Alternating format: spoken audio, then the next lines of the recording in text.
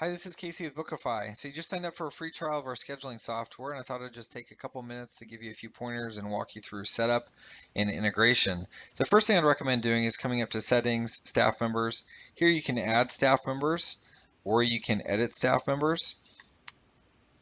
Either way, what I'd recommend is adding a photo of the staff member, making sure the email is correct. This is a link that staff member can use in their own email to schedule appointments with their customers. And you can also have the staff members sync their Bookify schedule with their individual Google calendars here.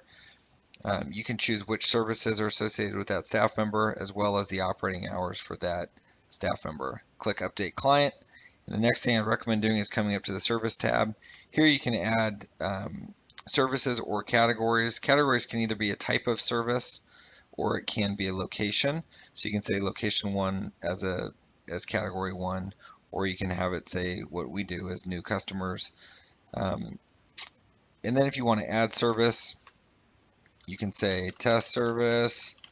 We want to charge $50 for the service. It's going to be a 45-minute service, and we use the buffer time to allow us 15 minutes time between appointments to clean up or prepare. If you want to charge for your service at the time of booking, you would just click on this button, and this would make it mandatory that the customers pay when they schedule online. Click who the services will be rendered by, and then go ahead and click Create Service. So that's it, pretty straightforward on the Service tab. The next thing I'd recommend you doing is coming up to the Business Configuration tab. On this page, you want to add your logo, go through here and just fill out all the information, pretty straightforward. And then come up to Booking Policies. These tabs here determine if you want your reviews to be embedded, if you want them to be displayed publicly at all, if you even want review requests to be sent to your customers.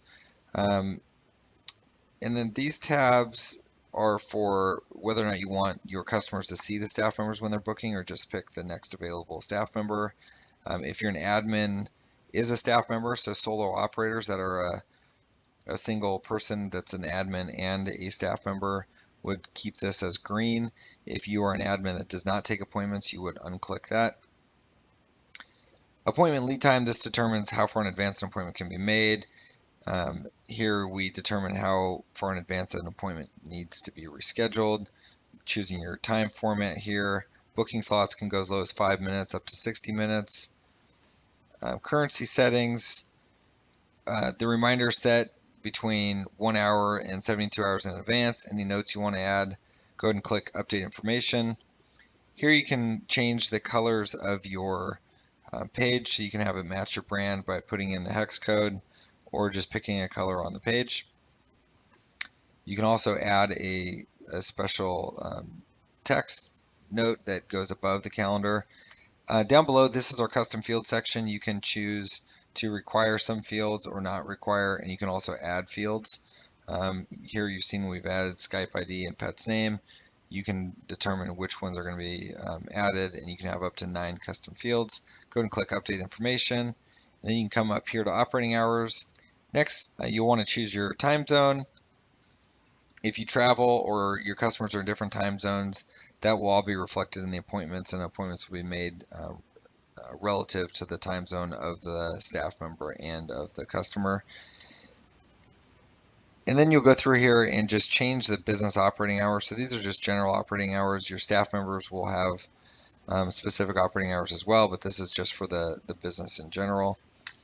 So that's it. So those are the settings that I would recommend you getting started with. I'll show you real quick how we integrate our scheduling software into our website and how you can do the same. You come to our Contact Us page, you'll see the most common use of our scheduling software as an embedded overlay. So you'll see if a customer clicks on Let's Connect, a pop-up appears and the customer can book an appointment right here on the pop-up. The second way that the integration gets used is as an iframe. This is where you're embedding our page into your existing page. And you can see here we've added it on our frequently asked questions. Customer can simply come in here and make an appointment choose a time, put in their details, and finished. The last thing we do, this schedule call with me button that we put on all of our staff members' emails.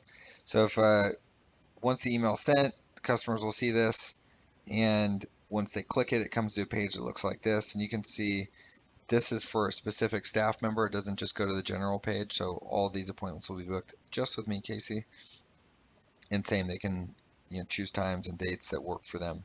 So that's it. Those are the three integrations: the email, the iframe, and the pop-up. And if you have any questions or you need help setting up your account, we're always here for you. You can call us at 800-849-9934, or you can always chat with us, the button at the bottom, and we will do our best to help you out. Thank you so much for being a valued customer, and we look forward to serving you.